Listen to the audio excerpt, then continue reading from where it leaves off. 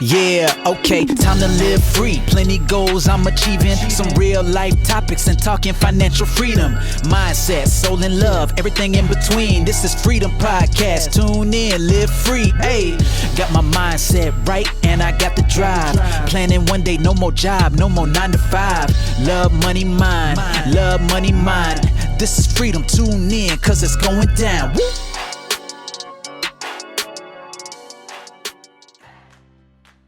Hi, this is Anna and welcome to another episode of your Freedom Podcast. In this interview, I interview Lisa Brumm. And Lisa is a badass in finances. And we talk a lot on the podcast about freedom in love, freedom in money and freedom in mind. And obviously, freedom in money, I know from personal experience that when you are strapped for cash, it's pressure, it's stress. So, having your finances in order, getting your financial mindset in order is really, really important. So you don't have any money worries and you've got the freedom to do what you want to do. So can't wait to interview Lisa, and she's going to share some tips with you of how you can look after your finances better. And she specifically helps women. So can't wait for this one. So hi Lisa, I really appreciate you giving me the time to come on the show. It's been great to have you here. Thank you so much, Anna. I really appreciate this chance to have a chat with you. Yeah. And so I know that you're running an online business, and from memory, it's kind of like being that financial support. Your kind of Badissa is finances, isn't it? Financial money know-how. Yeah. Understanding I think we're really poorly educated around finance and money. And so just being that support person for people to understand and get education and really understand what they've got and how to use it. Yeah. I think it's really important because interestingly, my father was a financial advisor, and he's retired now, but when I was younger, it was always like, at birthday, it was, you can have £100 and or $100, and you can do whatever you want with that money, or you can have 150, but you've got to put 100 of it into this savings account. This is what he always used to do. And I always used to be like, I'm going to 150. I might only have 50 to spend. But my sister would be like, I want 100 to spend it. And we were just like, he always used to do these little different loans. And as we've talked now, like as both being adults, and he, he's got a real bee in his bonnet that we should be teaching this kind of thing at schools. Because he's always wanted to kind of educate younger people, really. So I think it's really important, because I think it might be a generalized statement to make, but I think sometimes women, when they're running their own business especially, kind of get carried away with the beauty and the love of their niche and their products and their services, and don't really focus so much on the numbers. Now, not all women. Some women are really numbers driven, but as a general, it tends to be more male dominated, I think. So it's good. I think it's great that you... Yeah, sadly, although... Yeah.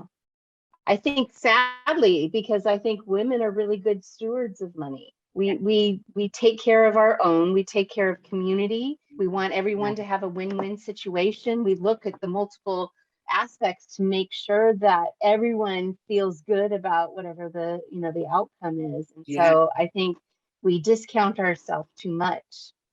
Yeah. I think we do. And I know I've done that in the past. It was something that I kind of worked on, subconscious money blocks, really. And it's funny, as you grow, you look back and you think, God, I can't believe that I actually was like not showing my value or worth, really. So I think it's great though that you're helping women, do that. How did it all kind of start then? Like, how did you come to this point of doing all this? What's your story? Yeah. Well, basically, I grew up in very much a middle class. My dad was an electrician by trade, and my mom stayed home for the most part, except I do remember her taking like a florist job part-time or some other jobs, like probably when they around Christmas, so they needed Christmas money, or they just needed an extra surge of extra cash. My mom would pick up an odd job here or there. but primarily she was always home when we got home from school as kids. And I went to the college here in Portland, Oregon, in the US. And I actually took it, was taking a lot of French classes and language classes, thinking maybe I'd use it as a teacher, but I was also interested in business. So I thought maybe I could be a translator of some kind. I ended up taking an accounting class. And I kind of think of that as like maybe a pinning point that accounting class kind of just fed the whole like analytical, logical side of my brain, where the French was much more creativity and cultural and social. And so I think both of it was probably my only time in my education that I really felt like I was using both sides of my brain. And I ended up working after college. I ended up working for both a CPA firm, and then I moved into banking. And so banking actually probably is where I felt that giving service and helping people understand things before they signed it, and just really having a very client-centric point of view, that I wouldn't show them something that if I didn't understand it, I was going to show them. I would want to know it myself so I could explain it to them. And they didn't feel like it was, attorneys, they're facing a whole bunch of attorneys. They're actually getting what they want. Exactly. And so from the banking, then how did you get to be sort of like, where was the next move? Yeah, well, it was the late 80s, early 90s, and the bank that I worked for was a national bank, but it got bought out. It was a hostile takeover by another national bank. And I just remember being a manager, and I was like, oh, there's going to be some severance pay coming up. I better figure out what I really want to do. And I ended up taking the tests to be a financial advisor and securities and insurance and planning. So I felt that maybe that leapfrogged me to the next ability to really work one-on-one with clients and be able to help them fully with their whole financial house, their whole financial picture, from short-term to retirement. So to me, that was like more than what I felt like I could do at the bank, but I really felt like I was just adding additional services so that I could really help be kind of that go-to resource. Like the whole package, really, isn't it? Yeah. With savings and investments, as well as spending and all that kind of stuff. I think it's great how you really niche down, you know what I mean, like to who you're serving and who your target client is, really, because that makes I think that makes it unique, if you know what I mean. It's exactly. People want people to be felt like they're understood, don't they? And so I think it's good that you've niched down. Yeah, they want to be heard. They don't feel like they want to be talked at, And I think women, especially women and people of color, get dismissed or ignored because we typically don't make the same amount of money as a man, or we don't stay in the workload. We don't stay employed because we're the first ones to step out to go take care of family or children. And so there's a lot of there's seemingly a lot of negatives to why we're good savers, but again, it's a myth. And I really feel that women get the short end of the stick. And I think they do. That's really part of my focus. Is to work with women, be the financial girlfriend. I know all about the finances, but now let me be the girlfriend to cheer you on, or to tell you how it is, and really give you the straight scoop. So and I try not to talk I don't try to talk a foreign language. I want to talk to them on whatever they understand is how we start.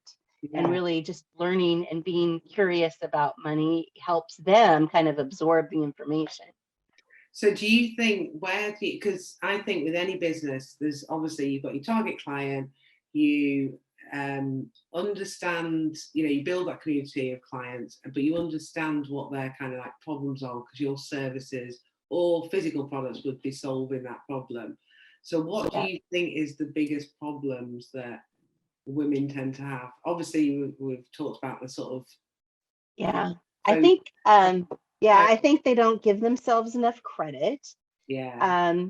I think other things that I could say, once you've been an adult, right? Once you've paid some bills and you know what your schedules are and when due dates are, I think we think that we should be doing more. We should be doing something better, and we just don't know what that is. And in fact, I think that is kind of the biggest rub, is that most people have done well enough to still keep the roof over their head and the lights on. But it's just that, I think financial industry as a whole is somewhat complicated, but it really isn't, not rocket science. It's just, I think it's seemingly complicated on purpose so that it kind of keeps up a barrier from people to really want to inquire. And I like to call it accessible and approachable.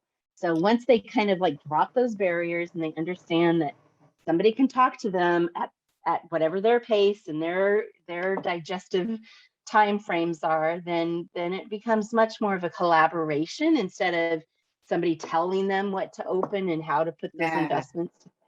That's why I like the girlfriend thing. Because it's like you're holding your hand and you're taking you every step of the way. You got each other's back, sort of thing. Exactly. Yeah. Yeah. In fact, I tell my clients a lot that I wouldn't do or show you anything that I wouldn't be willing to help my family with. So I treat everyone like their family because I just want the best for them. And I really hate bad surprises. I don't like the phone calls that said, "Oh, you didn't tell me about that fee," or something like that. So I try to get all that stuff out of the way first. I've noticed it though with because I focus now, well, I didn't used to, but I focus on my Amazon queens, so people who I sell physical products, and then obviously they've got like a coaching program, and I always find that women are more reluctant to go head on with sales. So it's like the sales and the money part, they kind of, and it's a general because not all timid, but it's like the fear to kind of go there, isn't there? And actually it's like that whole thing of knowledge is power, and just having the right advice and knowing, it's education, is knowing what you should do, because if you don't, it sort of disables you moving forward and growing, really. Right. Yeah, exactly. I think I try to avoid the words should and would and could, because I think that, again, kind of is a demeaning type of way. I think that, but if you are a coach and you are working with people and you're kind of timid about talking about what your fees or your prices are, it's like you're doing everyone a disservice, right? You're not really helping. You think you're, by getting a discount, you're helping your client, but actually you're just putting yourself in a different position. And I think, exactly. It's also like it's a belief thing, isn't it, about the value? If you want to charge that, if you're confident enough to write it in an email or something like that, be confident enough to talk about it as in feeling the value that you offer, but I think maybe it also does come with it when you first start. It's a new world, isn't it, when you're sort of like starting a business for the first time, and then you grow with experience and confidence, don't you, a little bit. But I think it's brilliant what you're doing. I always talk about these 3 pillars on this podcast because I have 3 pillars that in my work life and my personal life have sort of given me equilibrium, as I call it. And they are, because it's the Freedom Podcast, I've got freedom in love, which is around self-love and self-care. Freedom in money. So it's interesting that you're on. I love it. Yeah. You fit in perfectly with it. Which is financial freedom, and then freedom in mind, which mind, I'm not keen on the word mind, but it went with love, money, mind. And mind sort of encompasses more to me, like it is your mindset that, but it's not about being ultra positive all the time, because you've also got to just allow yourself to release the stress if you've had a stressful day. Yeah. It's not about being perfect, is it, all the time, but having that mindset to be able to get knocked down and get back up again, and be looking at the positive way of thinking rather than the other. So those are my 3 pillars, and I just thought I would say to you, like, obviously you really hit the box of financial freedom, because I think it's really important for us women to be on our numbers, and like we've talked about, have that belief and lack of fear, just go for it, but as regards to kind of like freedom in love and freedom in mind, what are your thoughts around that, around mindset and looking after yourself? I think people who run their own business, a lot of the time, sometimes you work, especially in the first few years, more Oh than yeah. you did in your job, but you're obviously passionate about building stuff. But I think it's important to have self-care and feed our growth mind as well, because the world, life isn't, we don't know what's around the corner, you know, whether it's unfortunate bereavement or, you know, someone gets ill, and there's been a lot of that over the last 18 months, but it's, you know, I have this whole thing, I just can't watch the news, do you know what I mean? I just don't feed into, I don't let all that, you know, all feed my brain. Perpetuate. Yeah. I'm always looking Yeah. at podcasts. That's kind of why I put this together. You know, I'm always listening to different podcasts because I want to nourish my brain with growth. So I just wondered what you thought, or what do you do, or what you recommend around that. Yeah. I honestly think that, you know, we can really get caught up in what's going, you know, that the racetrack that we're constantly trying to, you know, run. And so freedom of mindset to me would be, you know, I like to journal. I like to get my thoughts down somewhere or type it out and just have the ability to kind of free flow it out of my, you know, out of my system. And usually there's even sometimes you go back and read it and there's hey, there might be a good idea in there, right? So it's that freedom of consciousness. Yeah, because you have to offload, you have to get it out. You do. And I have a really good friend. She's just awesome, and she's very spiritual. And she says, and one of the things that she talks about a lot is that if you have an idea, it was meant for you, because all these ideas are always just floating around. But the minute you think of it, it really wasn't meant for anybody but you. So that to me is like, that's like a really beautiful way to think about, like, hey, I got this idea. Is this a good idea? You know, is this good, or is it, am I completely off? And so I think that, you know, giving yourself the grace to be able to get that out of your system so that you can kind of free your mind out for the new thoughts or the new ways to kind of purge forward or implement or start motivating others to help you. Yeah, it's just getting all of that out, isn't it? Sometimes I constantly have notepads because I'm quite traditional. I like to, even though I do a lot of stuff online and with Amazon and all that, I just like to, I'm always writing, you know. And it's funny because like the millennial generation probably aren't so much. We're getting their iPads out and writing it. Putting in their phones. I end up doodling and doing stuff. I love ticking things off when I've done them, you know. But I do like that. Actually, I think sometimes or even sometimes when I've done it where I've like I've been in a bad mood, just offloaded on a piece of paper. What am I annoyed about? What am I going to do about it? Stop whinging, and I just get a plan from my brain at that particular time. I think it's great and sort of offloading. I think that's just really interesting because I think it's about being. I think there's so much online about people doing things in a perfect way. We're all human, aren't we? And we are. And we're a cast of characters, you know, and there's always flaw, you know, what is the imperfectly perfect? Because we are human. There's always going to be a flaw. There's always going to be something that you have, you know, that is, you know, you're always going to be you're a self-evolving human because you're always going to be working on something about yourself or for yourself. So from your perspective then, from the financial girlfriend perspective, what advice, or maybe 2 or 3 little kind of, give us some teasers of what women should be doing? You know, I think most people think that they have to have hundreds of thousands of dollars before they can start an investment or start putting money aside, when in fact, over time, it's just little bits, you know, it's not a whole, you don't have to eat the whole elephant at one time, right? So, you know, in the US, it's comparable, but it would be like, you know, start something with $50 and just put it somewhere that you can't access it, you can't transfer it with your phone. Maybe you don't even order the ATM or the debit card for it, and just have it sitting somewhere, earning just even a little bit of interest. And the interesting thing is even over a short period of time, like 18 months, if you did that, I'd have to do real math, but what is it? Like, you'd have like $600, $700, $800 sitting somewhere. And I have a really good girlfriend who owns a dress shop, and she is brilliant in marketing, because what she's done is she actually asks your permission to draw $25 or whatever amount you want, but the minimum is $25 every month, and it goes into a gift card. And then I realized that I haven't used it for over 12 months. And so I've got like $400 or $500, and she'll start, she'll go on a Zoom with you I'm out of state from where she's at, but she'll go in a Zoom and she'll show me all the new things, and she picks out things that she thinks that she knows of what I would like, and she then mails them to me, and it's already been prepaid for. It's a beautiful thing. It's kind of like my shopping allowance, right? I just given myself permission. But like you say, those and consistent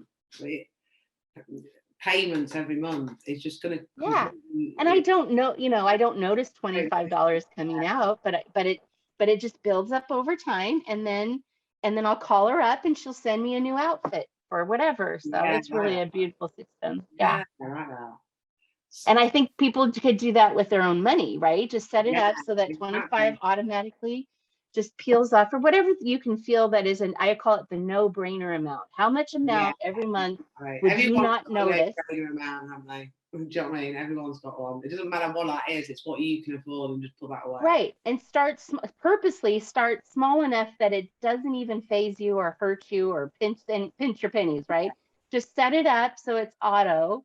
And I think if people did that, it would be a lot more at peace, knowing that there's that little bucket of money that I could access. Yeah. I like that. I think that's a really good share for anyone that's kind of listening to this. No matter, everybody's got that no-brainer amount. I like that. So to everybody listening, think about your no-brainer amount. Take away Lisa's tips. How else can you help people? How can people sort of get in touch with you, and what services do you offer them? Yeah. The girlfriend. Well, I tell everyone, don't do money alone. Like if it's something that you've built up this anxiousness or the stress, or you're fearful of even wanting to look at it, do it with somebody you trust, like a financial girlfriend. And I have no judgment. It's called the no shame zone, is really what I talk about, like a confessional. You're going to come into a Zoom room, private, confidential, and there's no shaming, there's no judging. I've heard, especially during these last 18 months, that somebody's had to put their rent on a Visa card. Well, you survived, you got through it. Exactly. Now let's we can do some things to help mitigate and pay down that debt faster, but don't hurt don't make yourself feel bad or embarrassed that it happened. Thank God you had it to do.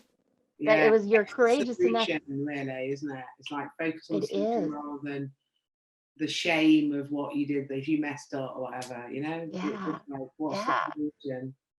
So find somebody, and I would say there's a few of us in financial services that would hold your hand and give you the tissue box or give you a pat on the back, and make sure that you just feel really solid about the decisions that you have made, and kind of stake the ground today so you can start making progress and feeling better about improving what you want to do.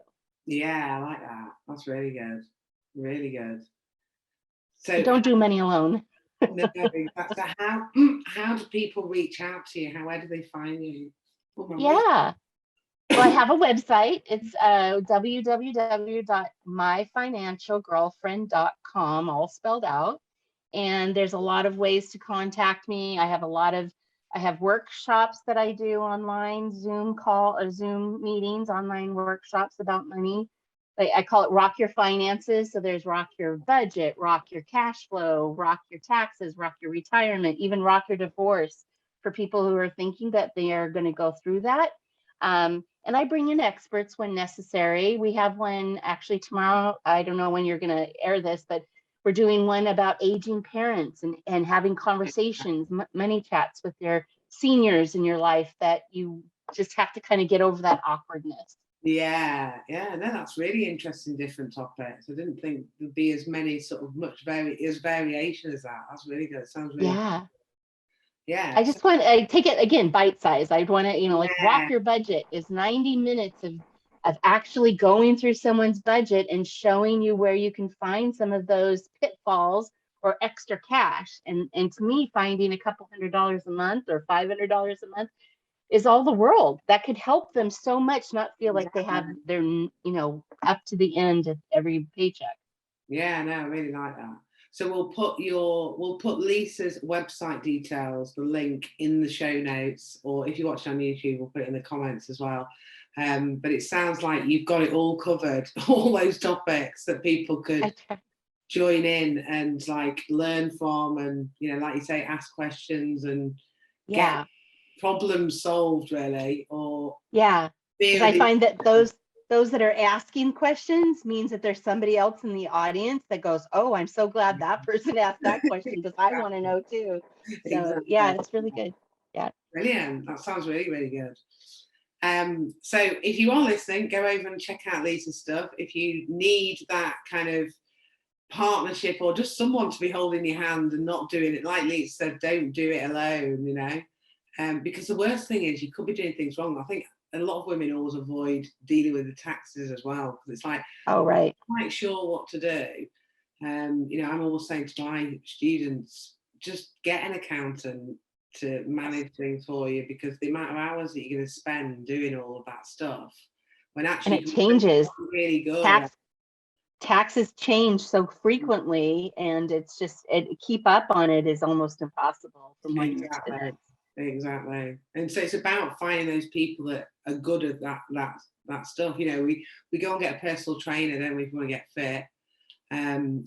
We've got all these different people like that we would go and see, or go to a fitness class, or maybe go to a slimming club or something like that for a diet. And we kind of show off about these things, but actually money is so important. That's why it's one of my 3 pillars, because I don't care really what anyone says about how, well, I do care, but I don't care as well. I feel so strongly about this, that if money helps. If you are having financial problems, it doesn't mean that I think there's an ego around money, isn't there? And some people have, we sometimes, I remember I used to feel like this, that I saw money as bad. You know what I mean? Yeah. That whole thing of you upbringing, like, money doesn't grow on trees, and well, people think that, or they always say, when I get this, then I'll get that. And it's like, stop planning around the maybes or the hopefuls. We have to plan on what's happening right now, so that, again, you want the progress that someone sees when their debt goes down and their savings accounts start going up is tremendous, because those are real numbers. Those are real things that are occurring.